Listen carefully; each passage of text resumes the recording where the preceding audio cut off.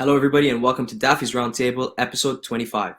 This week, I had the honor of sitting down with Jesse De Luca, the National Product Specialist at Exoterra, and we talked about how Exoterra changed the hobby, the Exoterra expeditions, and we picked his brain about some of his favorite Exoterra products.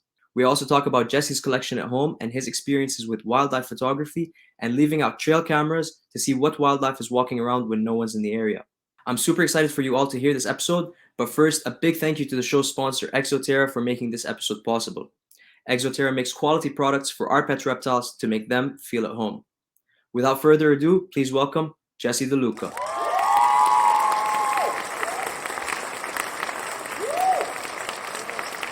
Hello. Am I supposed to be saying hello? You are supposed to say hello. You're on. We are recording. Okay. Hello, how are you? I'm very good. Yourself, Fatty? I'm doing great. Thank you very much for coming on, Jesse. I really appreciate it. Thank you. Thanks for having me. For sure. So we're going to talk a little bit about Exoterra and then a little bit about yourself today. But why don't we start on the Exoterra side? And I'm going to dive right into it because I'm super curious. I mean, I've watched almost all of the expedition videos, by the way, and they're super interesting that they're like, we will talk about this further on, how they're using it to inspire products and all of that. But before the expeditions, how did Exoterra start? Where is the basis, if you can let us know? Well, I mean, it all begins with our global brand manager of Exoterra, Emmanuel Van Hagen. He sits at our Exoterra base camp office in Belgium. And he joined the Hagen Company. Hagen actually started in Montreal, Quebec, Canada in 1955.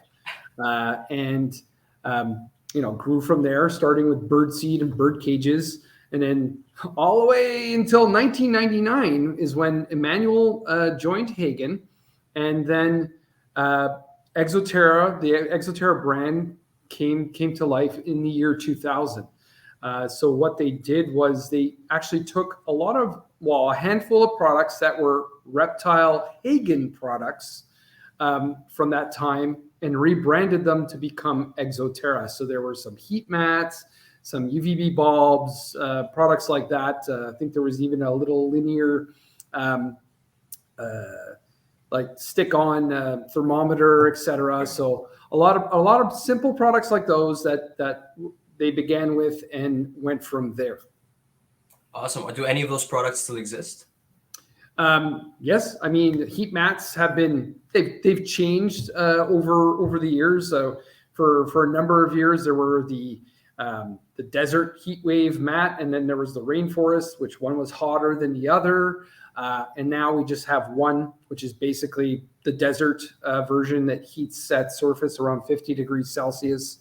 That's on the glass with no substrate. Now just simply called the heat mat. So that product has changed very little over that time. UVB bulbs, of course, have always been evolving. Today in Canada, we no longer have any linear, the tube style UVB bulbs. The last ones we had were T8s. And now we simply have compact fluorescence and, of course, the mercury vapor bulbs, the solar glow. Awesome. Very, very cool. Okay. First of all, when was the terrarium that we all know and love? Yes. When was that born? So the big innovation, the big game changer in the pet reptile hobby was the Exoterra terrarium. I would say one of the things that revolutionized the hobby, made it easier for us keepers, for sure. I mean, before and still today, some reptiles are kept in fish tanks. So you would have to access the aquarium through a screen top on top and be constantly having to move your heat lamp, etc., which is not great for the incandescent basking bulbs. It causes them to burn out prematurely. So yes, having the front opening dual doors of the Exoterra terrarium was very innovative at the time. Yeah.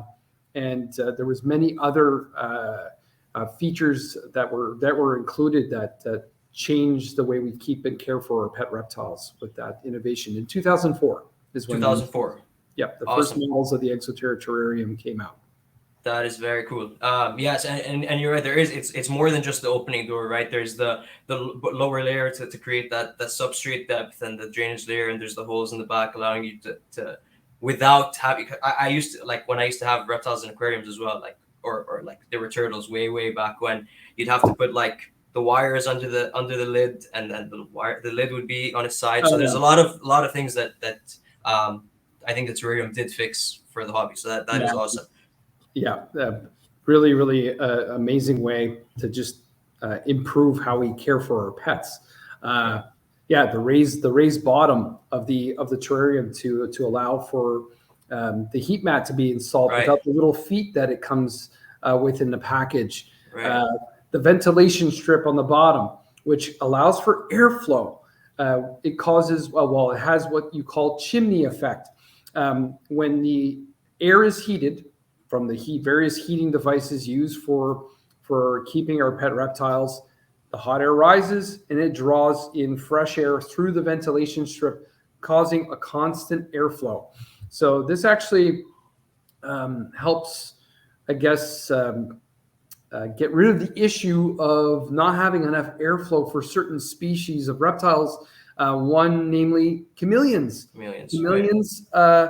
For many years and still today, everyone believes that they absolutely have to be kept in a screen enclosure.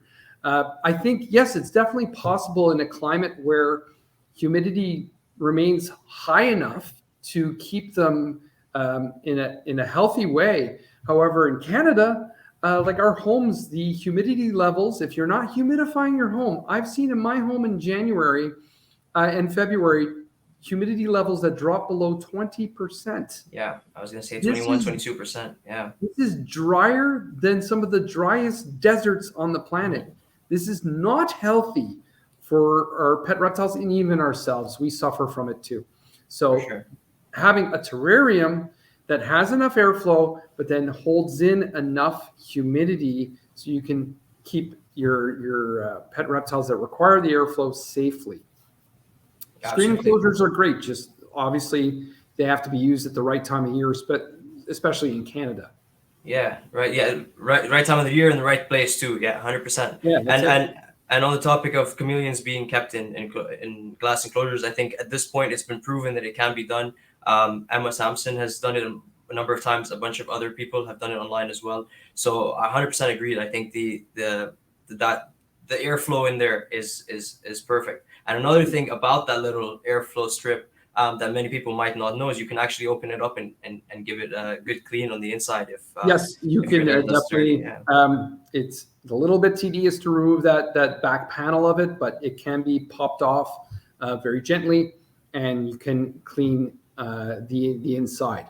And in the event, if you're maybe possibly too rough with the latch in the front of the terrarium and break it, that's the way how you would actually be changing that latch. And we do have that replacement part that you can order through your local Exoterra retailer. And I do have a YouTube video on how you can do that entire process. I'll link it in the description video or description below. Yeah, awesome. So we're at 2004. I do want to eventually talk about more products and maybe more about the terrariums. Before that, I believe 2004 was also the inception of the Exoterra expeditions. I think actually 2003 was one of the first expeditions to Reunion Island. And thus far, there were many expeditions afterwards that, of course, you could see on the Exoterra YouTube channel, some of which are actually high-definition feature-length documentaries, which are fantastic. I love watching them myself. And during those expeditions, there was even 4 species of reptiles that had been discovered by Emmanuel himself, 2 of which were actually named after him. I don't remember their I actually have them written down right here. It's Phelsuma van. I'm probably going to butcher the last name, but Van Hagenai. Yeah, Van Hagenai. Yep. So that was the day gecko species, and there was a chameleon species also named after him, Kinoyanaya Van Hagenai as well. So that was one of the first things I did. Like I saw when I was looking it up, and that's very, very cool that he had the chance to do that. Definitely. those were all on one expedition? I don't believe so. It's Okay. probably over multiple expeditions year after year. The team spent a lot of time exploring Africa, yeah, I mean they got to spend an immense amount of time there exploring many different trips. Very, very lucky to be able to do that. And that's, I mean, a lot of the basis of the brand is the research in the wild, and bringing back that information, all the temperature recordings, UVB recordings, humidity recordings, and just overall the physical nature of the environments where our pet reptiles are found helps create a lot of the products that we have today. Yeah, that's 100% true. And I'd asked you, that was one of the questions I had for you. So is that the primary purpose of the expeditions? They're going down there to do research for the products, or are they? Is there another reason they're also going down there? Yeah, it's primarily about research. the research of these animals and their wild habitats, to create habitat accurate environments for them, and to follow the slogan of Exoterra: make your reptiles feel at home. It's very difficult to tell whether a pet reptile is happy in captivity. There's even studies saying that, reptiles become more prolific in captivity if they're under stress. So we think that if they're breeding and eating, etc., that they are happy, but it's not necessarily true. So the only way we can make sure that they are as content as possible is to try and recreate their natural habitat. I think this was the only way we can really ensure that they're mentally and physically stimulated. Agreed. And then also just being able to see like the shots they put out there, like for example in the Madagascar episode, seeing all the Philsuma and the chameleons out there, you kind of see their behavior. I believe there was one shot where they had a bunch of different Philsumas under insects, and they were guessing that they're eating whatever the insects are secreting. So you're kind of learning the habitats of not the habitats, the habits of the animals outside, and who they're interacting with, or what they're interacting with. Yeah, so that's very cool. Yeah. Is there any highlights on the expeditions that like something that other than discovering 4 species, of course? Oh, I know that. And if you watch, I believe it's the Sri Lanka expedition. If you go to the very end of it, that's okay. Yeah. There's actually a story recounting of how the team were arrested, and the media showed up at the same time, unfortunately, and they were, I believe, pinned for wild collecting. However, they weren't doing this whatsoever at all. They actually had a veterinarian with them, and even helped a python that had been injured on the expedition. You actually see that in the expedition documentary, and I believe they were held up in their hotel rooms for a couple days, and then somebody from the country's embassy actually went to a trade show where we exhibit at in Germany every 2 years, and they actually went to personally apologize to Emmanuel about what happened. So yeah, I mean, obviously you go to foreign countries, a lot of different things can happen, and it's all about that uncertainty and adventure, I guess. No, 100%. Yeah. Yeah. Usually you hope it happens with wildlife and not with the local people.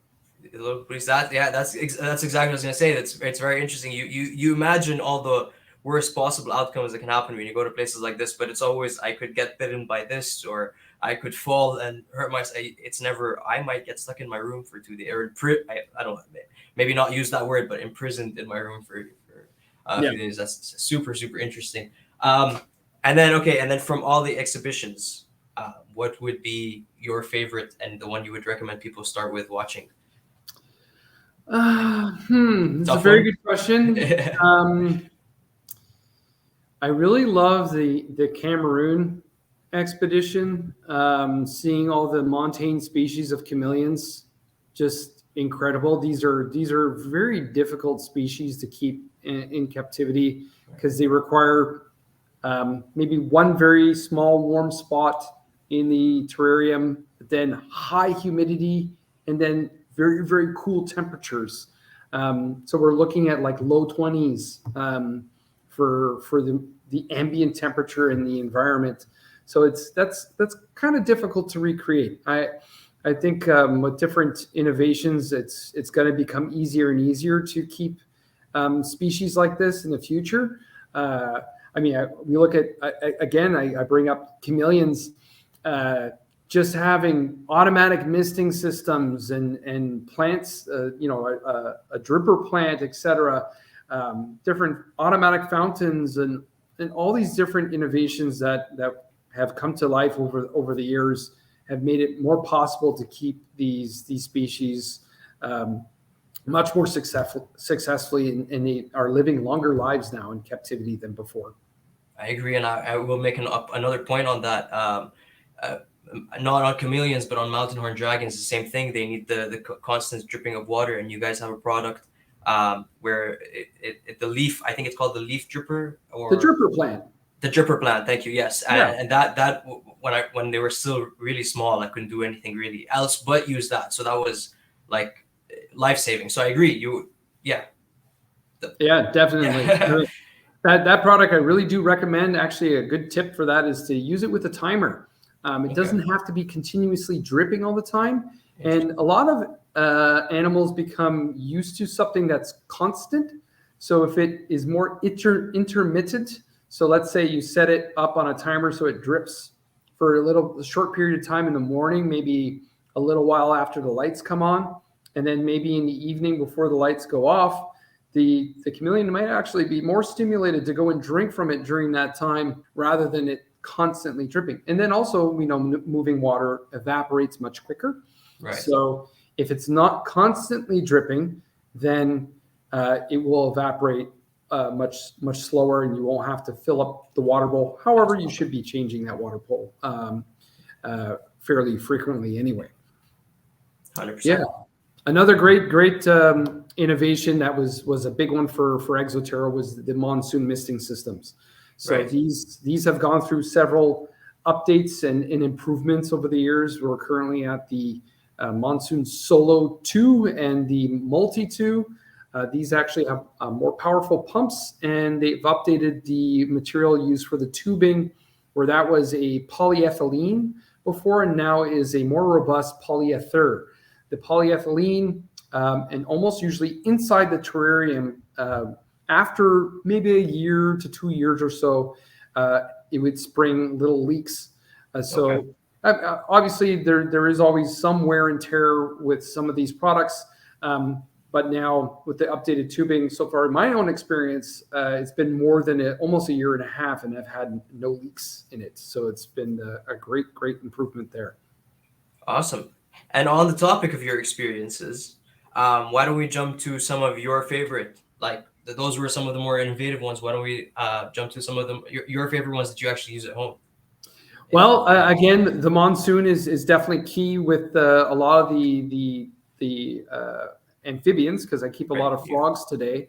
I did, over 20 years ago, was maybe in Canada, I don't know. I mean, definitely for Quebec, where I live, I was one of the first people breeding crescent geckos. So over years, I bred geckos coming from the island of New Caledonia, but then have evolved and gotten into dart frogs. So today I keep numerous dart frog species, and I definitely need to have misting systems for them. So the Monsoons have definitely been key for that. Aside from that, the new Terra Sky that came out last year, since I'm into the whole hobby of bioactive and planted terrariums, the Terra Sky Light is really fantastic for the plants that I grow in the terrariums. And then not only that, there's the Substratum, the new Bioactive Volcanic soil substrate we came out with last year. So far, for effective plant growth, it's just absolutely incredible. Awesome. That's actually one of the things I wanted to ask you about the new substratum. I also recently got my hands on a bag and I'm starting to test it out. We've had discussions on it together in the past. So I think maybe Yeah, if we could yeah. highlight some of those topics. So besides for using them in vivarium frog tanks, I believe you culture your springtails on there. Oh yeah, yeah. Yeah. Actually, you'll notice that I do bring it up in one of the Frogs and Co videos for Substratum. I Okay. do show a deli container where I've been raising springtails on it. Substratum contains carbon, so everyone is keeping a lot of the springtails and isopods with charcoal, and we do see, like, we actually physically see even isopods like glued themselves to chunks of charcoal, and they're obviously feeding on the minerals that the charcoal contains. So the substratum is an excellent choice for something ready-made. It's all uniform, the same size, little pebbles or pellets, I guess you could say. And it's actually at the like microscopic level, it's very porous too. So just also for the plant roots, it's excellent for the growth of plant roots.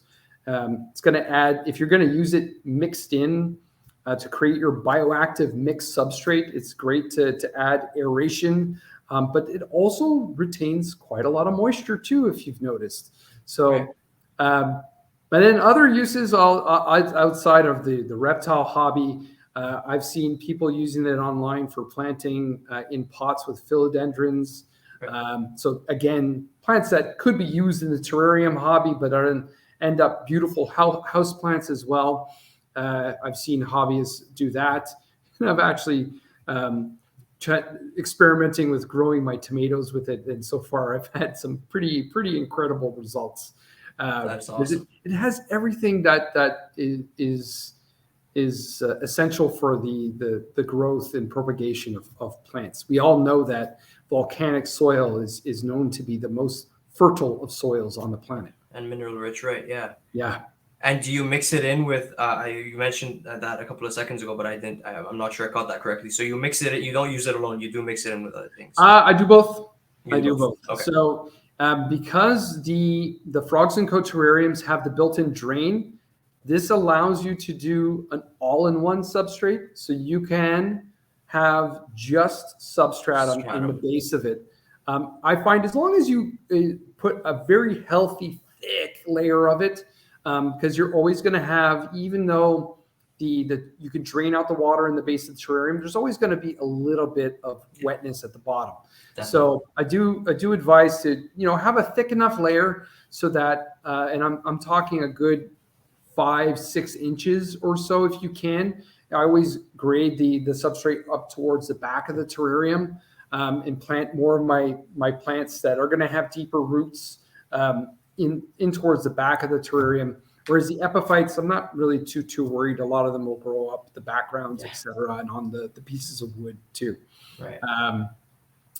So in those terrariums, I do an all-in-one. Whereas in a terrarium where I'm actually going to be setting up a drainage layer and there is no built-in drain, that's where I might actually do a mix. I've done on its own, but I might like to try and do a nice thick layer of mixing our plantation soil, so the coconut fiber substrate mixed with example our rainforest substrate, which is a bark mixture with bits of sphagnum moss for helping retain extra moisture, and then some of the substratum. So I guess, I don't know, roughly, I mean, there's no real science to the ratios, but I like to do maybe a 35-40% of plantation soil, then maybe about 30% of rainforest mixed with another 30% of the substratum. So it doesn't need to have that much substratum in there. It's adding a lot of that extra nutrient boost to the mixture. Yeah, and so on. Instead of using something like worm castings, where you could end up with like worm eggs or something in the substrate. Substratum does the same thing, right? Kind of. Yeah, and I think it's also with the substratum, you're not going to add too much of it's perfectly balanced. So Right. you're not going to have an imbalance. Whereas you add too much of a manure type kind of fertilizer to your terrarium, I think you could end up creating some imbalances if you add too much. It's the same thing as your vegetable garden. If you add too much of a manure to it, you could end up burning plants rather than actually growing them well. So whereas I know I've done it in the past. you can't go wrong with the substratum. It all has a great balance of all the different minerals in there. Awesome. Yeah, I that's a very interesting thought on using just an entire thick layer of it with the frogs and covarium. I think I'd like to try that someday because I used to use. Sorry, I have one frogs and co terrarium that's been set up for a year and a half, and it still drains perfectly. Plants are growing great. I've even been able to grow a beautiful layer of moss over the surface of the substratum itself. In other cases, I will put like a layer of our forest moss, the Exoterra forest moss, over the top to prevent the substratum from getting stuck to the frog's skin and getting tracked into the water bowl, etc. Or the frog pond is a neat little one that has a pebble design that goes over the edge of the substrate. It's actually quite nice. I actually like to use it for other species, not just frogs, because I find that with like baby geckos, it's easier for them to climb out and reduce the risk of them like getting stuck in there. But no, that's very interesting. And I actually used to use not the substratum, but the aquarium version of it that produces the fluval stratum, I guess. Yeah, I mean it's all made by our company, and it's actually soil harvested from a real volcano. It's Mount Exo in Japan, and I believe it's Japan's largest active volcano. And you can easily find information about that volcano online. That's very interesting. Very, very cool. Awesome. So before we jump into specifically what species you're keeping in your house, I do have a couple of questions from people on my Instagram to ask you, if that's okay. Excellent. Just a couple of them. So I put up yesterday a little thing like ask Exoterra if you have anything to ask them, and I got a couple of really good questions. So I'm gonna fire them at you. The first one is what goes into the process of designing the terrariums? Well, I mean, obviously, recently the most recent terrariums that were released last year were the frogs and co terrariums, and I do know that those were in development for more than 2 years. Wow. So yeah, I mean, a lot of back and forth between the design team and the actual factory where it's made, trial and error, really trying to answer all the demands of what our fans, what the hobbyists are looking for, and bringing the product to life, but also trying to maintain the right price on it too. We want to make sure that it's affordable for everyone. So that is a really delicate balance, and even more so today, of course, with the cost of everything as we know it currently. It's getting very, very difficult. Yeah, I mean, the terrariums, as we know, Exoterra came around in the year 2000, and then it was only 2004 by the first Exoterra terrariums came out. And then the next update they had, which was simply, I believe, to the covers, going from the clip-in style to the drop-in with the rotating, which I like so much more. Yes, so that happened sometime between 2010 and 2012. I joined the company in 2012, so it's been 10 years now. Wow. And as of from since then, the screen on the terrariums, it's been about 5-6 years now that the screen no longer rusts. In the past, it would rust. Now it absolutely, I can attest to it personally with my dart frog setups, where some I have actually panels of plexiglass holding in the moisture, and on the original style Exoterra terrariums, and the screen is sat immersed in water for years. Yeah. And not rusted. So come a long way since then. That's very interesting. I actually noticed that myself, and didn't realize that there had been a change, and I just thought that, oh, maybe it's just not getting as wet as usual. But I have some really old vivariums with the clip-ins still that are rusted, and I've had to get them replaced. And then some of my newer ones, it's been, like you said, 3-4 years, and there's no rust. So I didn't know that there was a change. And yeah, they call that a rolling change. So that's when something is improved, and it just keeps on going in the iterations of the improvements.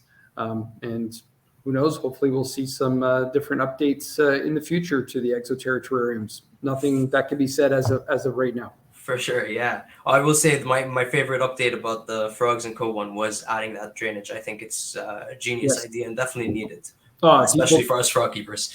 Yeah. Hobbyists have been asking about it for some time now. I know some might say, hey, if you mist properly, you won't get water accumulation, but eventually it's going to happen. Easier said than done. The seasons change. I mean, we watch the humidity levels change in our reptile rooms, and then when the higher humidity comes, all of a sudden you start noticing, oh, I got to adjust the misting in my terrariums because it's missing a little bit too frequently now, and you're getting some water accumulation. Whereas having that drain is so convenient for being able to just drain out that water if you have to. Then in the event that, especially the tree frog terrarium, if you wanted to use it almost as a shallower paludarium, you could do really easy water changes with that system. That's what's really great. I've seen a few of the different YouTubers out there do paludarium style setups like that, and are very inspiring. So there is a valve on it then? Yeah, absolutely. Okay, interesting. Very, very interesting. Okay, that is a very good idea. I didn't even consider that, like water changes. Well, if you don't have a pet or a child maybe that will muck with your drain, you could just leave it open in a small bucket on the floor, so it's constantly draining out. However, I have a young son at home, so he tends to maybe go and play with and fiddle with things. So pull the wire, yeah, it's I leave it tucked away inside the cabinet and where he doesn't play with it. No, that definitely makes sense. Awesome. Okay, so question number 2: what sets you apart, or what sets Exoterra apart from their competition, in your opinion? Well, I think it's something we've already talked about today. The expeditions are something that's really amazing and unique to Exoterra, to actually go to the destinations where a lot of our pets actually come from, and learning about what their natural habits and the physical environment where they exist in the wild. So I think that is invaluable to the brand, and it really sets us apart from the others out there. Also, a lot of the scientific aspect of it, using some names for some of our products that actually mean something. The Uvb bulbs, for example, Uvb 100, 150, and 200. These names actually are measurements of UVB rays at an average distance from the bulb. I'm not expecting everyone to remember what microwatts by centimeter squared is, but again, it's to say that it actually is referring to an actual measurement, and a lot of the packaging shows measurements of the UVB rays at certain various distances from the bulb, which is important to know, because you have to know how far you should be placing your UVB bulb from your pet reptile. Too close, it could be harmful in certain situations. Too far away and not effective, it's actually not doing anything to help your pet. So I think a lot of the research on the lighting has set us apart out there. Yeah, that's very interesting. I've actually seen on the packaging the distance from the bulb that you're referring to, but I had no idea that the 100, the 150, and the 200 meant something. I thought they were just maybe the additions or something. So that's very, very, very interesting. Okay, awesome. And then 2 more questions. The next one is, is Exoterra used in commercial use, or is it strictly for hobbyists at home? Depends on what you mean by commercial use. If you're referring to, like, example, a zoo. Yes. Yes, zoos across Canada definitely use Exoterra products.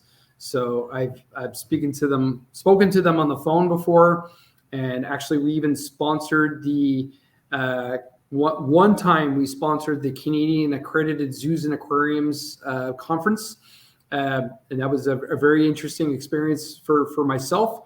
Sure. And I got to see and get to hang out with some people that I already know out there, and just great to see that how our products are used. Quite often, I've even visited zoos myself and seen our Exoterra water dishes, which and a lot of our different ornaments, which are we kind of internally call functional decor. They actually serve a purpose for the physiological well-being of the pet. Hides, water bowls, and they all actually trying to have that most realistic look as possible. So they actually end up looking fantastic in a zoo exhibit. Mercury vapor bulbs.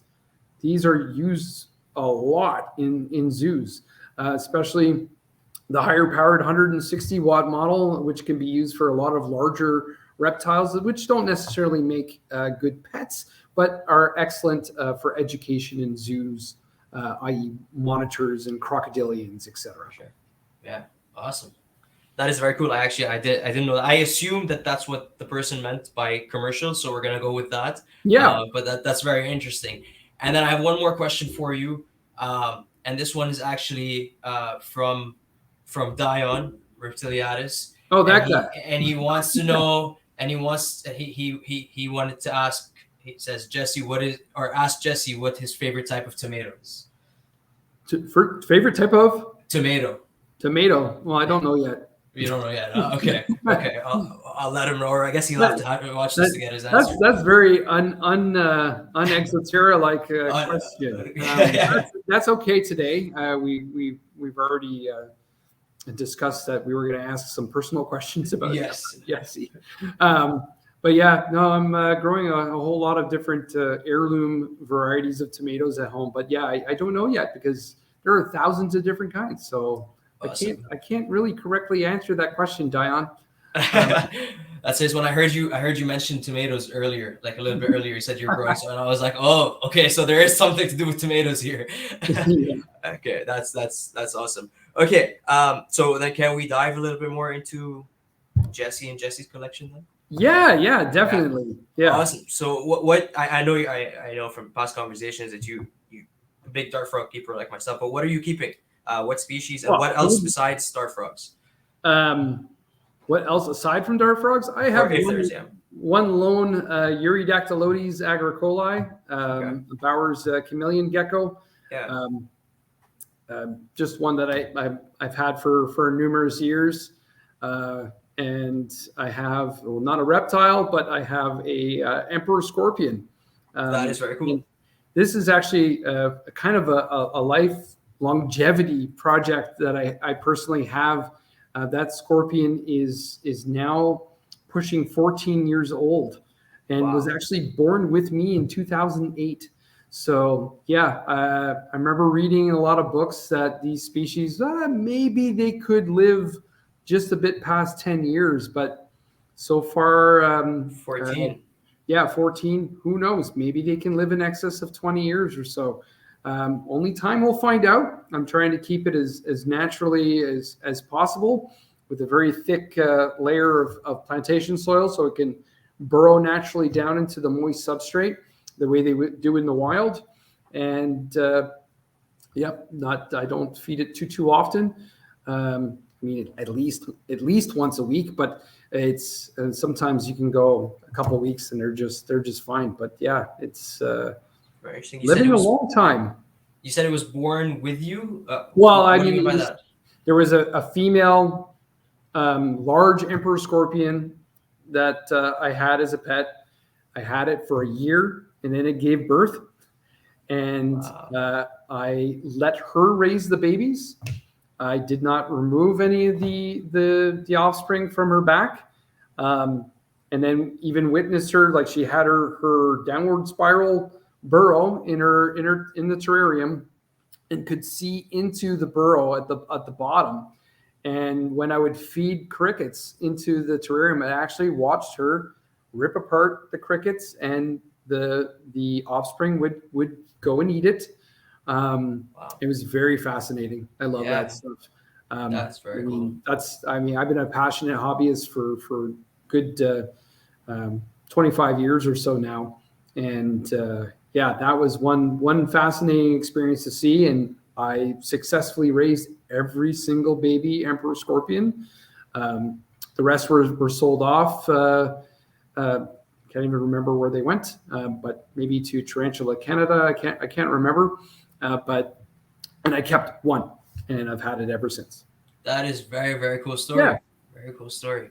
Awesome. And then on the dart frog side, what species are you keeping? So currently breeding. I've only had one species that I've been successfully breeding, which is the Dendrobates tinctorius cobalts.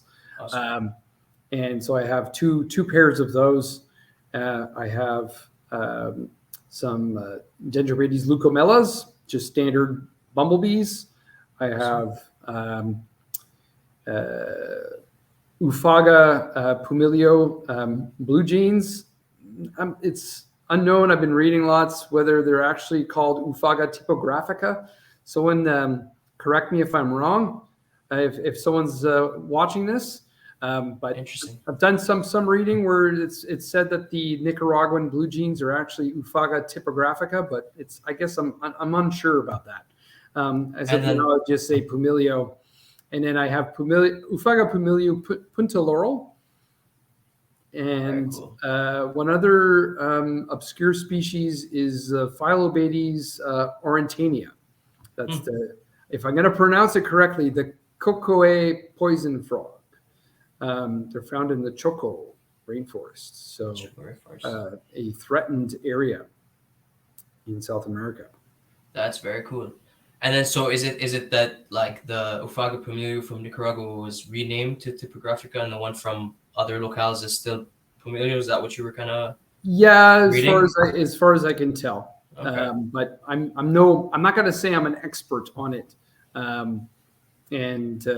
Yes, as far as I know, most people just still call them Pumilio blue jeans, and that's it. But I saw some different info out there. So maybe we could get some of the viewers to chime in and add their 2 cents about it. I'd like to read about it myself. So yeah, hopefully if anybody knows, shoot me a message, shoot Jesse a message. Let's get that figured out. Or just comment on it. You don't have to shoot me a message. Or just comment. Yeah, sorry. Yes, that. Awesome. So besides the reptile keeping, I know you're a man of many passions. Yeah. And you are also a very talented photographer. Well, I would say it's amateur wildlife photography. I've seen the pictures. I would say it's more than amateur. If we could talk about that for a minute, and then no, for sure. If we could talk about the bird and the wildlife photography for a minute, and then I know you also do trail cameras, and So if we could dive into that for a couple of minutes, that's very interesting. Yeah, sure. So obviously, it's like I'm a real human being, and I have maybe too many hobbies. My wife might say I might have too many hobbies. But listen, like you have to enjoy life, enjoy the variety of different things you can experience out there is just incredible. And the outdoors and wildlife is a big thing for me. And over the years, I've gotten into wildlife photography. Now, mostly birds, but that's because they're around a lot more. Reptiles and amphibians are actually, not so easy to find. Especially here in Canada.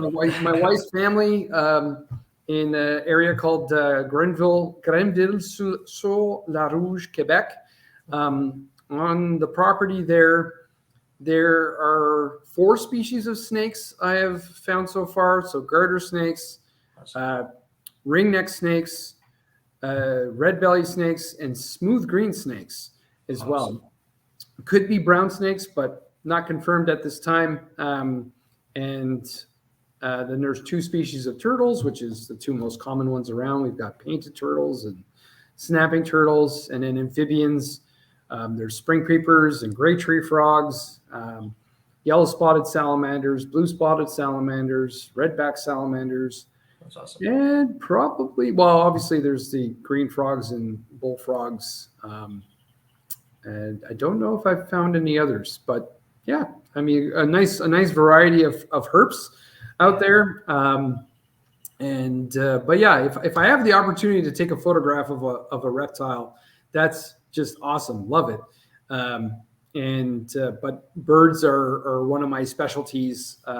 That's just because, again, like a lot of wildlife photographers really go for birds because, it is challenging because a lot of the small ones move really quickly and it's difficult to get that sharp shot that you're looking for.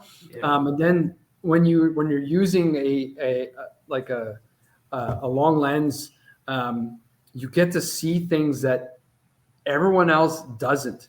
So all my family and friends around me, they're usually just sitting out there and enjoying themselves. Oh, a bird. And I say, look at that. And they're looking like, is that bird blue? And it's a little indigo bunting that's at the bird feeder. And when you see a photo of it, you wouldn't believe your eyes how blue this little bird is. And you would almost never know it's there unless you were actually really paying attention. Or looking through that long lens. Yeah, I love birds of prey.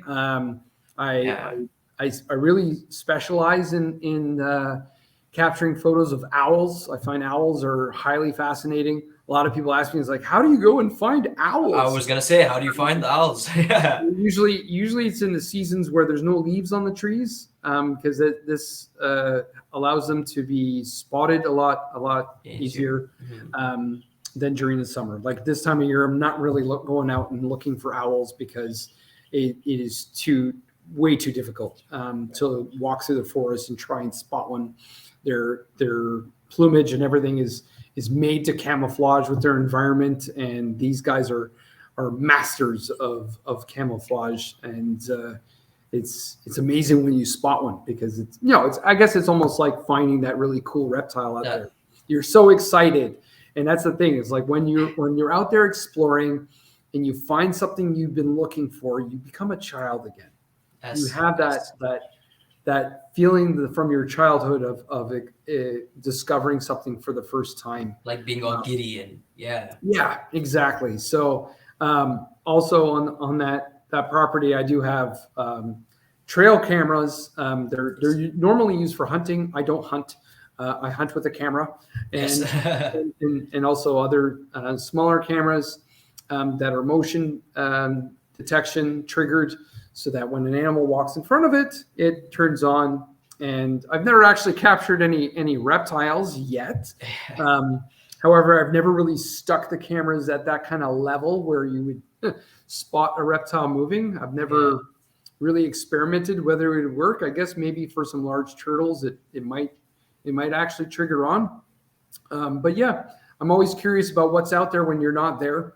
And like when you're in the real wild where people don't go, a lot of the wildlife is very skittish and nervous. And quite often you might go walking and you won't see a thing. Yeah. So because they hear you and smell you way before you even get anywhere near them.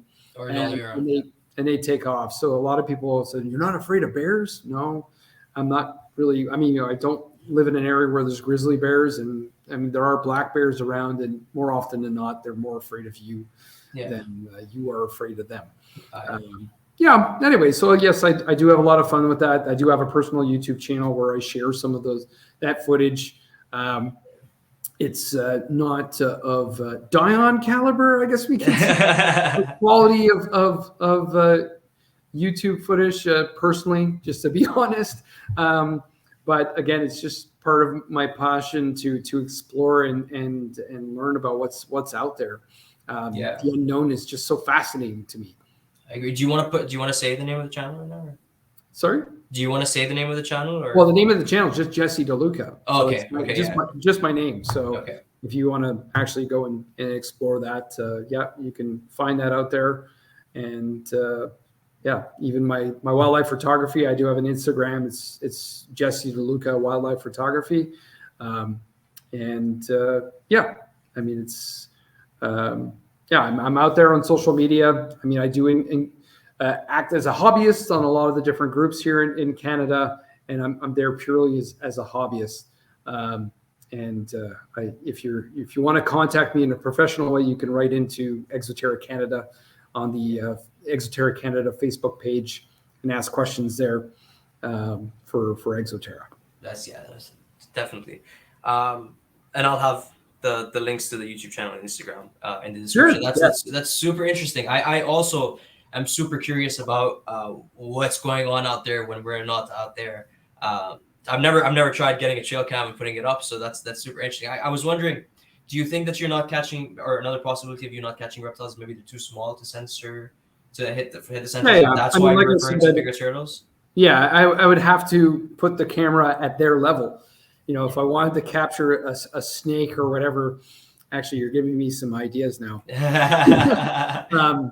But yeah, I would almost have to place the camera very low. Let's say like in a garden. However, a lot of these trail cameras are sometimes triggered by changing sunlight. So during the summertime, I actually do set them all to only be on to capture motion during dawn, dusk, and at night. Because during the day, there might be wind, there might be a lot of changing light that gets a lot of false triggers and fills up the memory card. And then you end up with, you know, not capturing what you're looking for. Whereas if you save the battery power, that's helpful. And then the memory card is also something that is a commodity while using these types of products, because it gets filled up very easily. Yeah, but I guess if you placed it at the level of where a snake might slither, kind of thing, I guess maybe in theory it should work. I just wonder how much. Like I would have to place it in a garden at that perfect level. But again, when you think about it, it's like, you know, when I see the snakes around our house that come out, you know, maybe around 8:30, 9 a.m., maybe a little bit earlier than that if it's hotter. They pass for a little while, and then they go and disappear. So they are out in the open. They are getting UVB rays. So just an observation. Yeah. A lot of our local colubrids are actually basking, but not for a long period of time. So that's something always to keep in mind. Many different reptiles, they're not sitting in the sun for the entire day. So quite often, I think a lot of us want to like give a lot of UVB rays to our pet reptiles.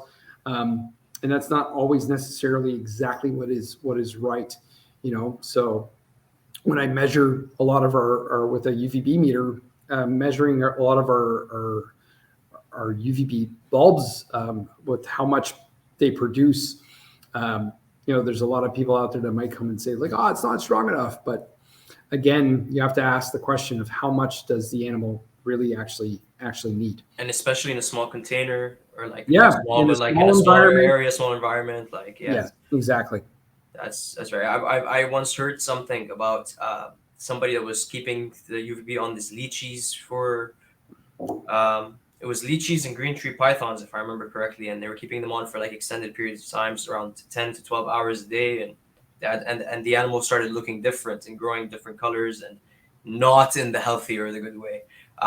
So I try to keep like when the UVBs are on my room, I try to keep it on for around like 4 or 5 hours maximum, and then that's usually where you know, certain species will get an extra hour or two, but I worry about it as well.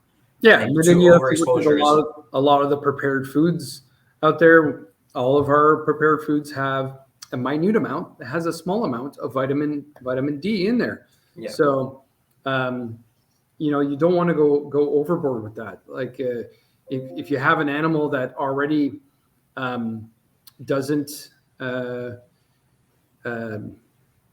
doesn't need a lot of UVB rays for the the production of vitamin D, but then also is getting it in its supplements and food. You have to ask the question is like, where do you draw the line? Yeah, where's too much? Yeah, I mean, to me, it's like as long as there's some in their body, then it's good enough, and they will assimilate their essential minerals. I did have one more question about the trail cams, actually. How often are you leaving them out there before you go back and collect them? Oh, that's always a good question. So you don't want to check them too frequently. Why? Because we stink. Well, just to put it honestly, we leave odors. So interesting. When you touch the camera, you're going to leave an odor behind that the animals can smell. I've actually even noticed certain animals that will completely avoid the cameras instinctively because they do smell you. So I do make sure that I don't check them every week. If I could leave them for 3 weeks, that's great, but I get a little bit too anxious, and you're like you again, like I said, it's like when you go to check that camera and you see that amazing thing when you've captured a big bull moose or possibly a wolf or something like that. That's awesome. That's when it's really, really exciting. So if you have a better chance of capturing that kind of wildlife, the less often you go, the better. And then there's bears. So bears are big, strong, and very curious. And black bears can end up destroying your camera if they are curious enough and they smell you. So I've had them go up to the cameras and put full teeth on and everything. I've had one that did get, and luckily it was a cheap, inexpensive trail camera, and it got puncture holes on it and everything. I've had others where they just managed to just knock it over because it was on a pole-like device. Wow. And I think I've heard of the ones that do get destroyed is when the person is using a locked cable, a metal cable, because then the bear might pull harder on the camera and break it that way, because he has to pull harder at it to get at it and flop it around on the ground and make sure that it's not something that he might like to eat. So that's always something that, the less often you touch the cameras, the better. I've heard of guys that will disguise it with I guess like an herbal kind of extract scent of kinds. However, you got to make sure you use something that's not attractive to, let's say, a bear. Yeah. A lot of the cool animals that I've seen are, and that's one thing that's very interesting and debatable is our wolves and coyotes have pretty much hybridized in what everyone calls, it's just called that. It's not an actual species or scientific term. The coy wolf. The coy wolf. Yeah. I've read articles where researchers from Algonquin Park have even said that their eastern wolves are very difficult to distinguish between the coyotes now because they're all looking very, very similar.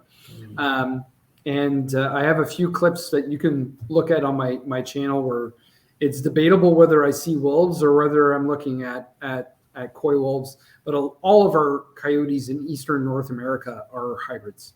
They're all mixes. They've said they're all mixes of wolf and various dog breeds like German Shepherd and stuff like that. So they are much larger than the Western coyote and are the size that could possibly take down a deer rather than just the small game, the rabbits and partridge and stuff like that. Yeah. That's very interesting. How often? Well, first of all, I want to say when I was asking you that question, I was kind of thinking you were going to tell me, 2 nights. I leave it for 3 days maximum, like 3 weeks. That's quite a while. I know that at the beginning when I first started doing that, I would put the camera out for one night and rush to go check it the next day. Oh, nothing. Yeah. So you get very excited. And want to check them frequently, but not a good idea. My goal is to capture a lot of the big cats that are in the area. There are lynx, Canadian lynx, and there's bobcats. So I would love to be able to capture these these cats on the cameras, but they're very elusive, and they are very intelligent and have keen noses. So I think they try to stay away, or they're just not always around. They follow the prey population, namely the snowshoe hares. Canada lynx is known with that. For that, their population raises and falls with the population of the snowshoe hare specifically. Very, very, very interesting. So what is the coolest animal you've seen on the cameras? I mean, my favorite is always when I see a bull moose. Yeah. Bull moose. Yeah, they're impressive. See that big rack of antlers on there. Definitely, the latest clip I had from the fall was one that came at night, and you could see his breath breathing in front of the camera. I put it in slow motion. Very, very interesting. I love the fishers. This is a very large weasel species that I guess is like second to the wolverine. You'd look at it and you think it's a wolverine. And the wolverine is a large weasel, basically. Highly intelligent, ferocious creature that fishers are known to even take down a Canada lynx in rare circumstances. Wow. Everyone talks about and worries about them eating neighborhood cats in more populated areas, but I think biologists have said that 2% of their diet makes up of domestic cats.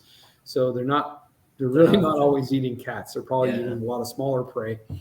It's probably the koi wolves eating the cats, getting blamed on the fishers. It could be that too.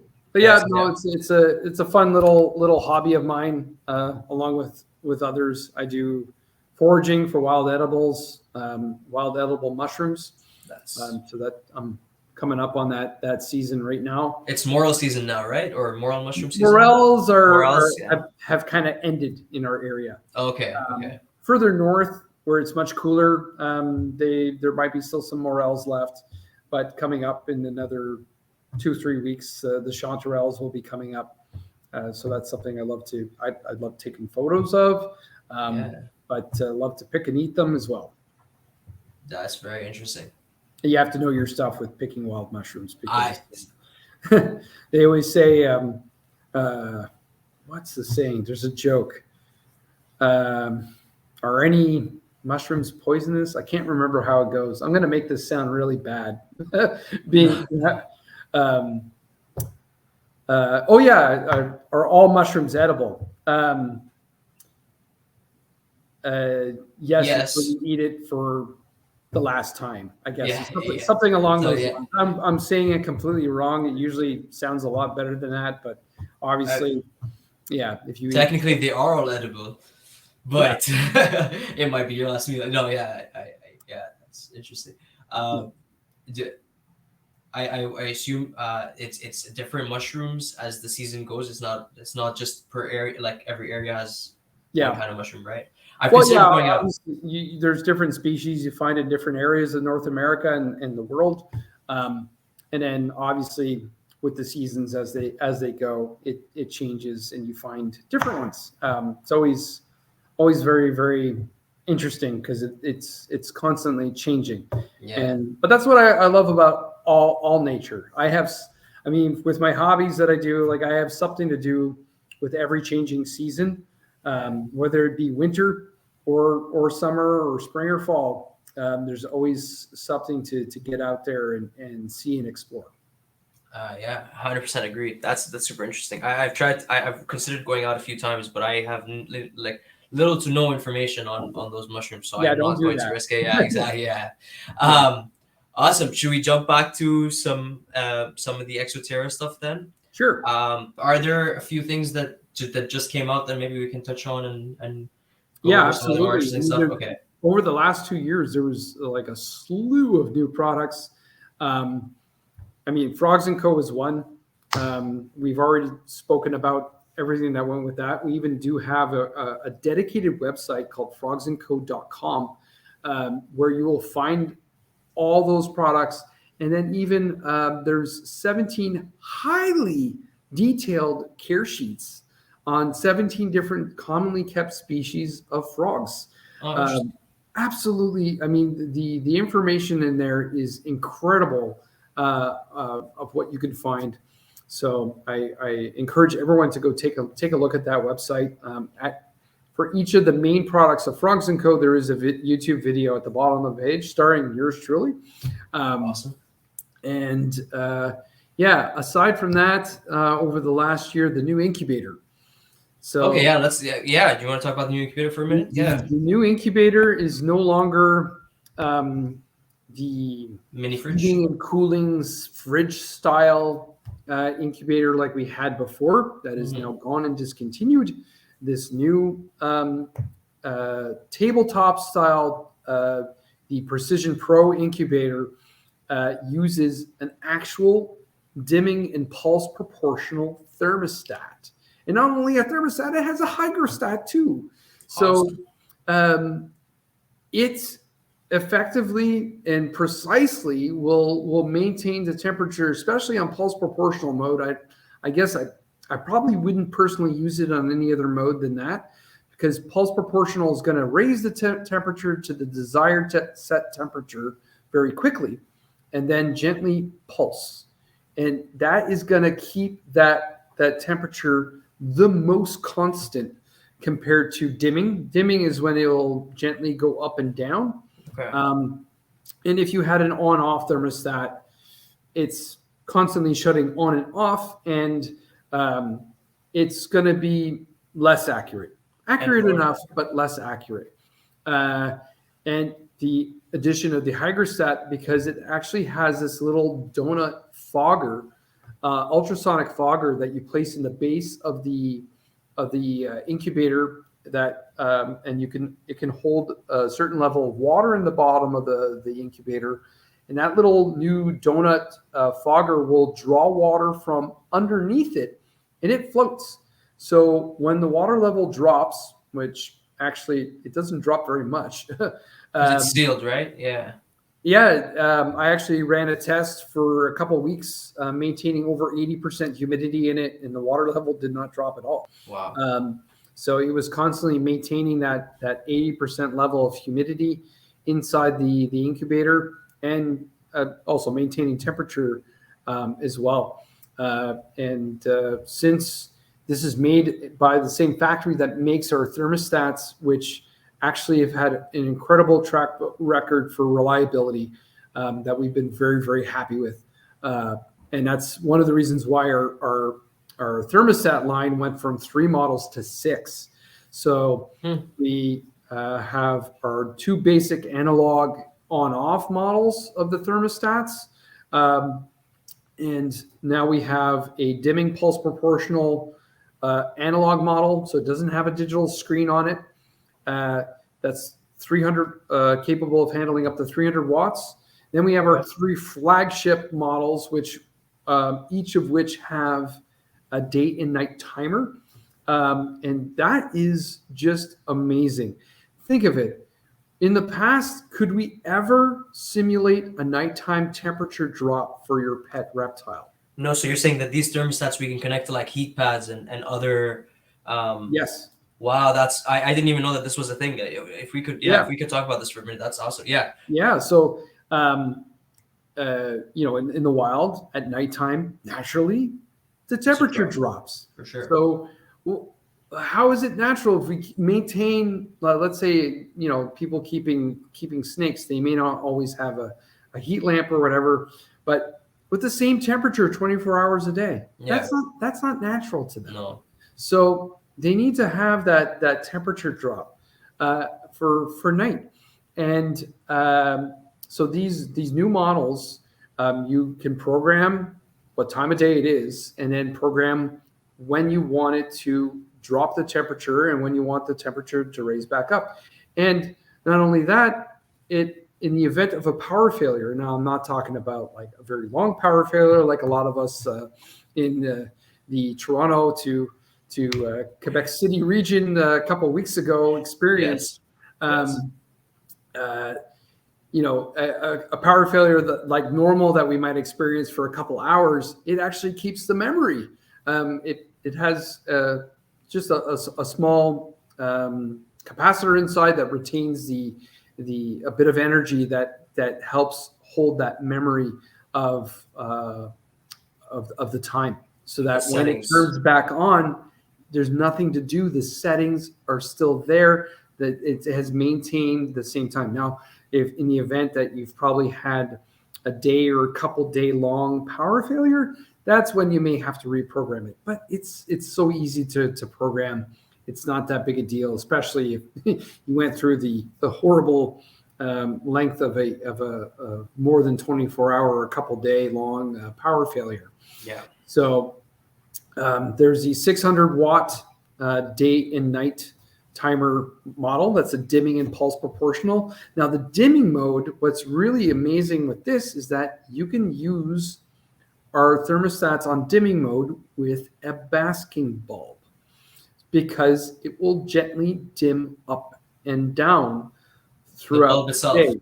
Yeah, the bulb itself. Wow, okay. Now I really highly recommend that you, for the probe of the thermostat, do not place it directly underneath the lamp. It will be shutting off because it will be constantly reaching the desired set temperature. So it's always best in that method of use to place the probe away from the actual basking bulb.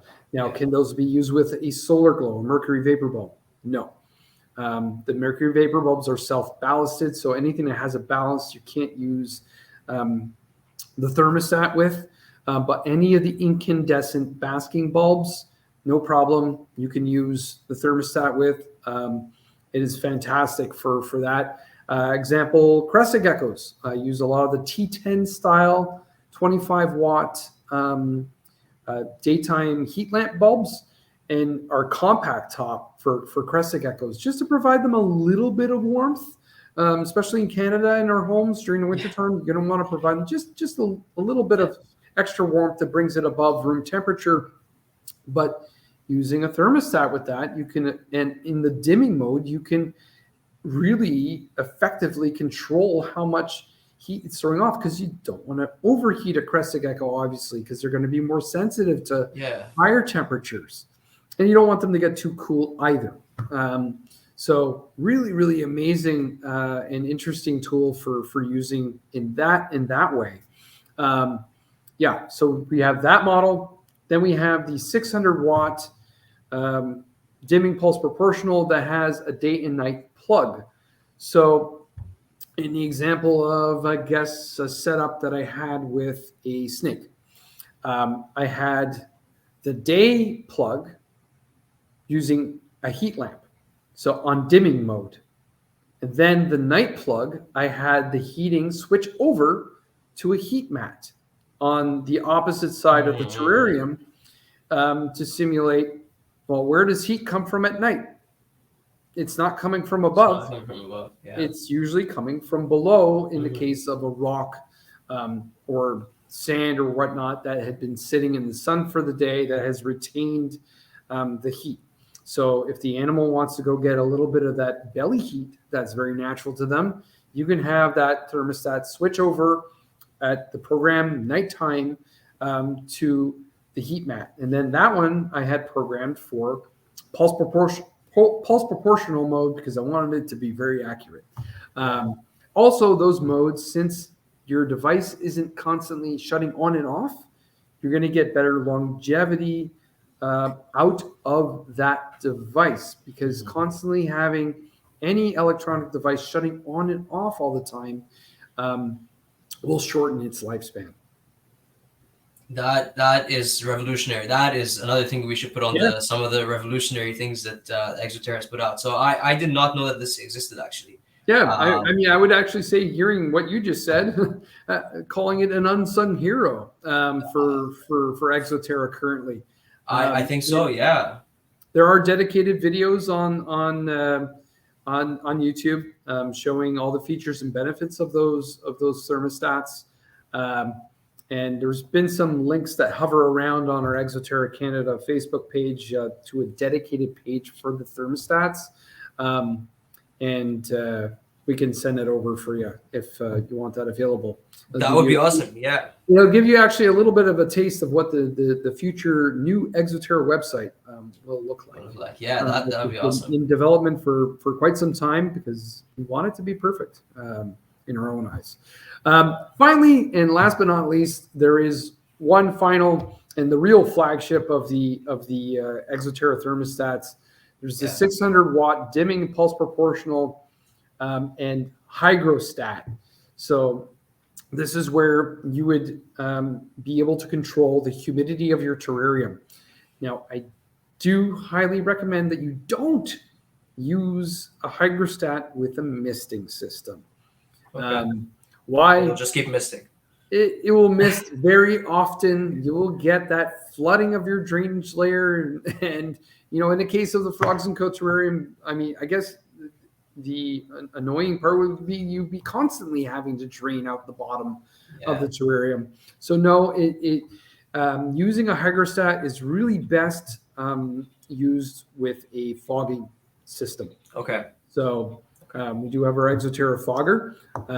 That's definitely one device that you could use with this. And how does it work? Well, it's going to have the probe for the thermostat is not only a temperature probe, it's a hygrostat probe. Oh, and that's something I should maybe talk about. Sensors for hygrostats are very, very sensitive. Okay. It's really important. They often have like a protective cage over them. It's really important that you don't get anything on this or in it, i.e. substrate. If that got inside there, that's where anything touches that sensor, it begins to permanently damage the sensor. Okay. So you want to really protect those. Even with our digital hygrometers and the combo meter is a great product I love to use because it measures temperature and humidity. And I always place that little sensor, for example, in when I'm using the Monsoon, I place it behind the nozzle so that it's spraying away from it and never spraying so that water is getting on into it. Or on it. Yeah. So that's something I always make sure I do, and I get the maximum lifespan out of that product. Whereas we receive complaints saying, it's increasingly getting less and less accurate, but what has happened to it over that time? Can you tell us what has gone on that has caused it to that? I mean, obviously, nothing's perfect. There are sometimes manufacturer defects, and we are there to take care of you and make sure that you are satisfied with our product. But then there's sometimes it's just the use of it overall. You got to try and know these different tricks and listen to your salesperson, reptile specialist at the store that is there to help you in learning how to properly use your products. We really, really encourage that because otherwise, there's the packaging and we can only put so much on the package. For sure. Or go check out the tutorial videos that are available online. Yeah. That's okay. That's very interesting. I did know that the hygrometer version of that. Sorry, what did you call it? Just so we well, I mean, you can call it a hygrometer or a hygrometer. No, I meant like the product name itself. Oh, the 600 watt. It's got a long name. Okay, yes. 600 watt dimming and pulse proportional and hygrostat. Okay.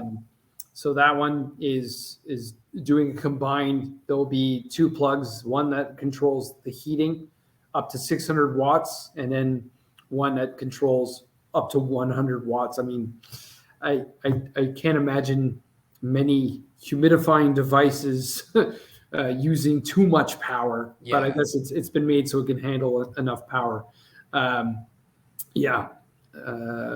Maybe something I'll bring up because a lot of people will ask, 600 watts, there's no 600 watt heating device. So let's say you add a splitter to the plug, the insert plug for the thermostat. You can control multiple devices up to that maximum wattage. However, you got to remember that it's governed by the one probe sensor. So it essentially will produce the same temperature given that it's at the same height in the room. Right. There you go. Hot air warmer. rises. Yeah. It might be half a degree or maybe even a degree in some cases warmer, or if it's lower on a shelf or rack. So those are all things to consider definitely when using a thermostat with multiple heating devices all at once. But you can, it's possible. You just have to add either a power bar or something to the thermostat to split and be able to plug in your various different heating devices to it. And obviously you're going to want to use similar, almost the exact same heating devices and not ones with different wattage powers, because it's all not going to be the same. Right. And would you do that on different cages, or would you just every cage kind of has its own? I have tested it out with multiple terrariums, with crested geckos, with compact tops, with two 25-watt bulbs installed in them over our small, tall terrariums, the 18 by 18 by 24-inch tall terrariums.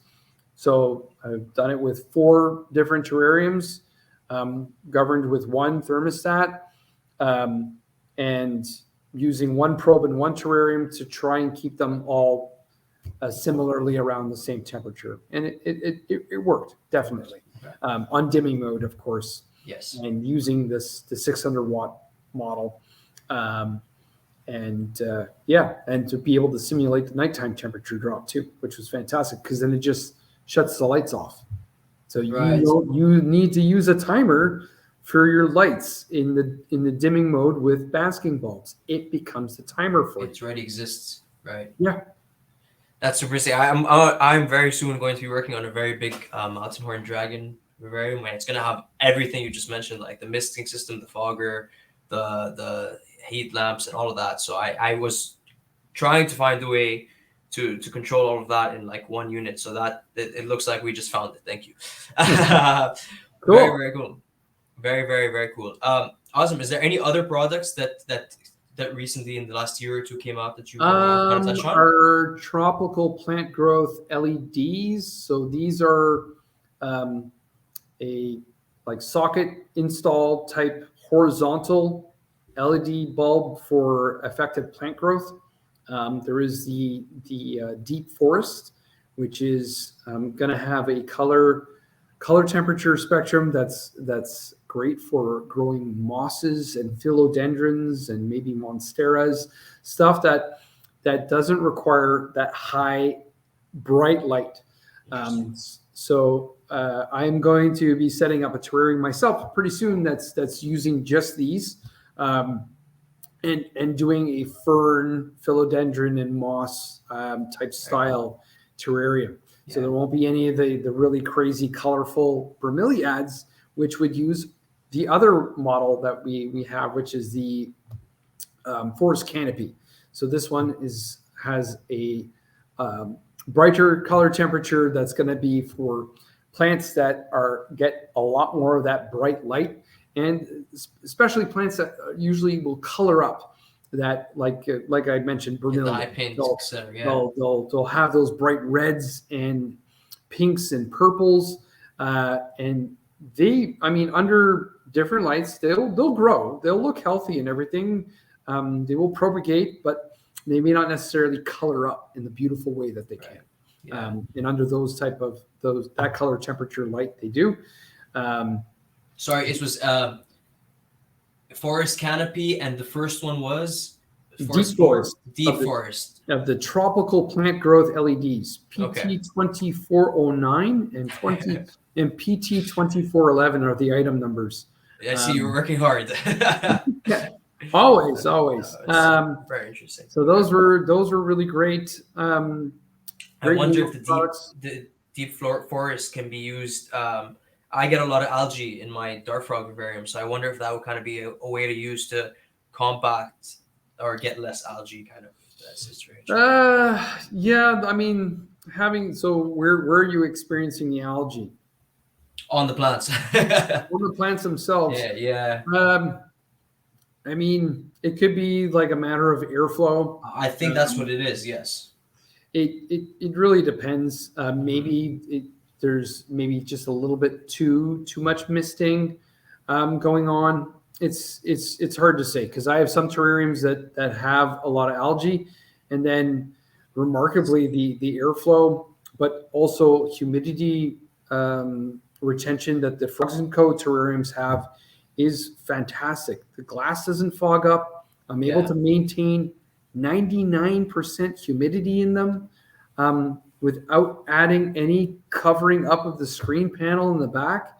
Wow. The way it was designed was very well done in that respect there. And no, I'm not experiencing a lot of the algae buildup, etc., that I have seen in my own personal terrariums where, I've had to close up the screen cover to get that over 75% humidity that I need for my dart frogs. Yeah, no, that's it. And yeah, like you said, it's not all of them. It's certain ones, and it probably is the ones that don't have the right amount of airflow. I've closed up too much of the screen. We have to also think about, again, part of that research in the wild. When we look at like videos that recently, Dion and Mike and Adam went to Costa Rica. Yeah. You're seeing dart frogs out hopping across dry leaves. It's crazy. But I know the air humidity is high. Yeah. That's the thing. So what is not really natural about what we've been doing in the terrariums is making it a little bit too wet. And for them constantly walking across wet surfaces is not exactly as it is in the wild. So can cause bacterial problems. Hopefully with maybe with fogging systems and different innovations that hopefully will come about in the future, we might get around this and using a hygrostat to control the humidity level, because then we can maybe finesse that level that we're looking for without actually soaking the environment so much, and getting to that point where we really where it's going to be best for the frog. Yeah, no, definitely. It's almost seems like, how do I phrase this? It almost seems like the goal, which I'm sure at a certain extent, it almost seems like the goal of Exoterra is to get to a stage where just complex keeping at a simple level, I guess, is the best way to put it. Right? Well, that's it. We try to make it for everyone. The Frogs & Co terrariums, it could be for the advanced hobbyists, but we've made it in a way so that it can be for the beginner too, as well. And they can get into this next level of the hobby that I guess before seemed unattainable. And now they can begin and try out too. No, exactly. That's awesome. Okay. Before I do let you go, I know you probably can't disclose what is coming out or what is being worked on in the woodwork, but maybe maybe a glimpse of, is there things in the woodwork? Should we be expecting cool things to be coming out soon? Get us excited. Soon. I mean, we're hoping, obviously, with the slowdown of manufacturing, we're hoping that some new items might come out before the end of the year. Awesome. Keeping our fingers crossed on that for sure. So definitely we'll see some new things in the not so distant future. Next year, some big launches coming. So there's going to be some really exciting stuff for 2023. That gives me tingles in the back of my neck. So I can't say more than that. I know there's an amazing, incredible new website in development. There's an app in development. The new app is going to be something very, very helpful to all of us. We go from there. There's, always new things coming from us, and the research continues. We're always learning something new. That is awesome. So keep your eyes on Exoterra for new things coming. I know personally I'm super excited, and I can't wait to see what you guys are coming out with. If you ever feel like sending me a sneak peek, I'll gladly accept it. But yeah, no, awesome. I think that was about all the questions I had for you, Jesse. So first of all, thank you very, very much for coming on and doing this. It's my pleasure. For all you Exoterra fans, feel free to come say hello to me if I'm at an expo.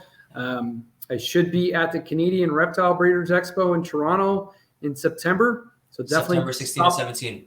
Yeah, stop by and come and say hi to me.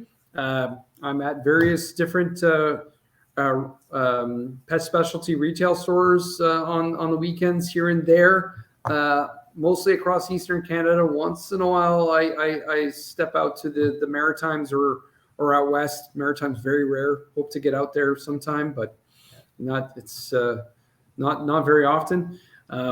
But definitely across Ontario and Quebec, many people get to see and meet me, and I'll even learn something from you. Come by and say hello and stop for a chat. Yes, exactly. We've already talked about where people can find your YouTube and your Instagram, and so I'll have that in the description as well. Is there anywhere, until the new website and the new apps coming out, is there anywhere that people can go to find out more about Exoterra? And also, will there be, I don't know if you know this, but will there be any upcoming expeditions that will be going up on YouTube? No, I don't. I think obviously with COVID, there was probably a stop to all travels for the past 2 years.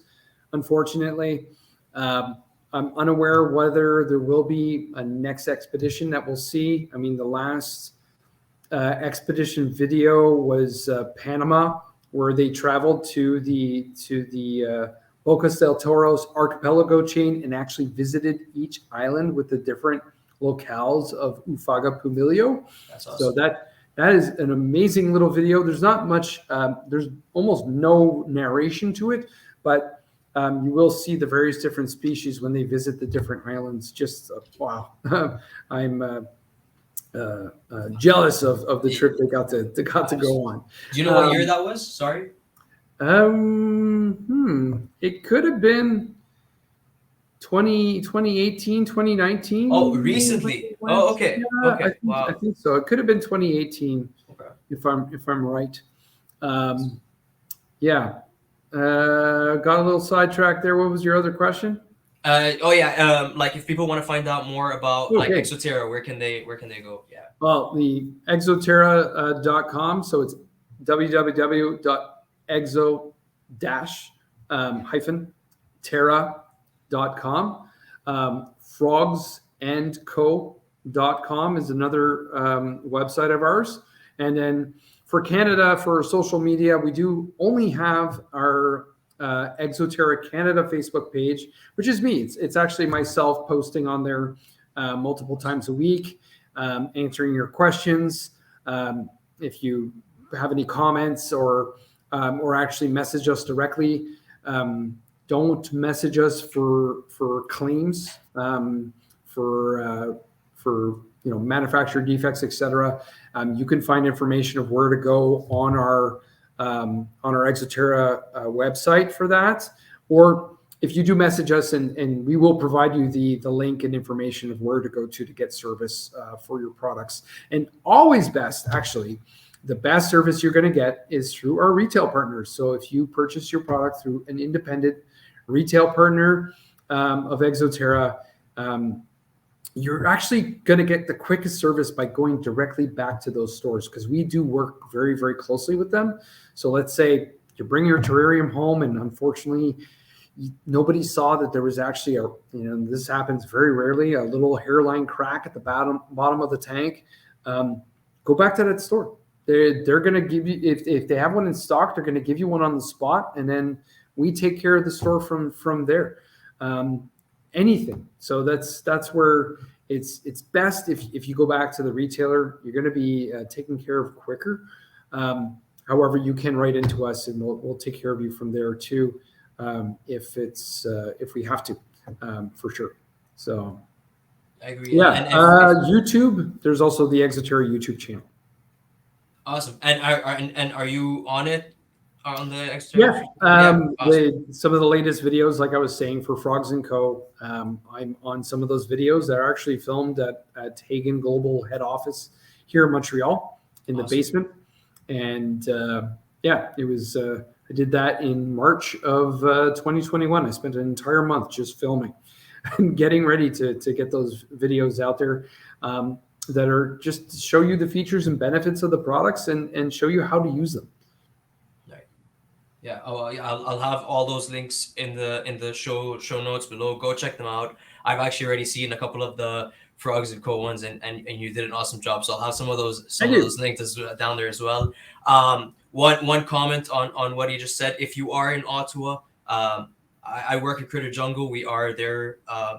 One of the local distributors, as you mentioned. Come down. We can help you out. We can set you up with some more awesome Exoterra products.